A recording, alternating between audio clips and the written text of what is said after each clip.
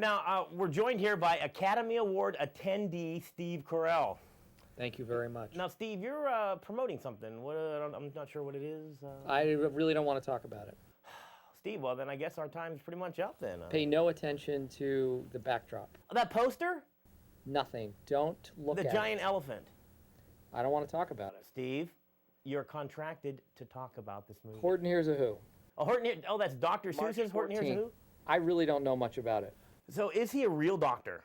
As far as I know, yes. So then 4 out of 5 doctors recommend this movie is good? Well, he's a podiatrist, so I don't know if as a podiatrist he can recommend anything. So he must be the 5th doctor then. Maybe he's the mysterious doctor. He could be. Now, I guess we could call you the mayor then, huh? I am the mayor of Whoville, yes. Were you giving mayoral duties while you were working here, or what? No, you misunderstand. This is an animated movie. I didn't have to actually become a mayor. Well, I presented a voice of a mayor. Are you not good enough for TV and films anymore that you're only using your voice?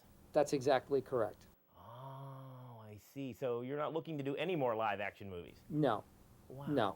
I don't want to sound rude or anything, but I mean, how did this happen? Because clearly Jim Carrey, Carol Burnett, a little bit out of your league. Yeah, that's what I thought. And then I showed up, and see, I think they thought I was somebody else. Oh. Frankly, when I was hired, you know what? I completely feel that way being in the company of those two people.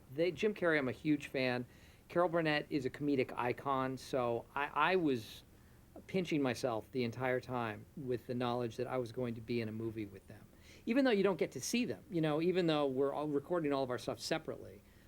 Really big deal. And I have obviously since met Carol and spent more time with her, and she is just the most lovely person, as is Jim. I just thought that because you get to work by yourself, that maybe you just didn't work well with others.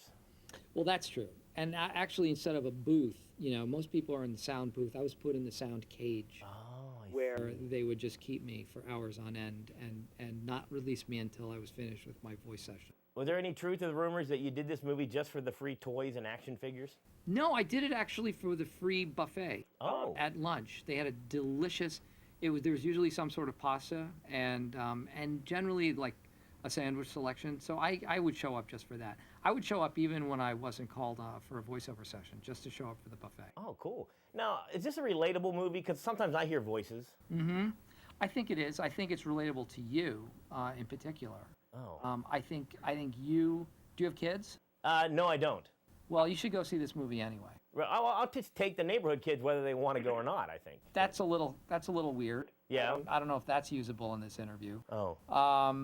But I think you should go. I think it's a movie that both kids and parents will enjoy. It's funny and it's sweet, and there's a very, very, I think, important message at the heart of it. And you everybody deserves a voice. Now, you yourself have never felt that the world is just simply a speck on a flower. Well, it's a pretty big concept to wrap your head around. If you go through life thinking that way, it can paralyze you, frankly, because in every movement you could be destroying a universe. So, but it's not a bad thing to keep in the back of your mind. Now, the resemblance to you and the mayor is just uncanny. I thought so, yes. Did that come about because that you had animators constantly drawing you? Well, it came about mostly because I did the preponderance of my own animation. I mean, and that was very unique to this movie too, is that all of the actors were actually given pencils to sketch and animate themselves. That's why you get the big bucks, Steve. Well, that's why it took several years to do. Oh, I'm a terrible artist. All right, now, Steve, I need you to separate yourself from this movie. Mm-hmm. Now, how does this movie compare to, like, No Country for Old Men? This movie is different. Okay. I will say that. This is darker. Darker? Yes. Oh, wow. Now, wow. Is it worthy of being in the same class as of a movie like No Country for Old Men? Or Titanic, for that matter? No, I'm not worried about comparisons, because I think this movie stands alone as an intriguing and thought-provoking film noir. Okay. Well, contrary to this interview, I think I'm going to go see this movie, Dr. I think you should. Seuss's Horton Hears a Who. Thank you, Steve Carell. Thanks.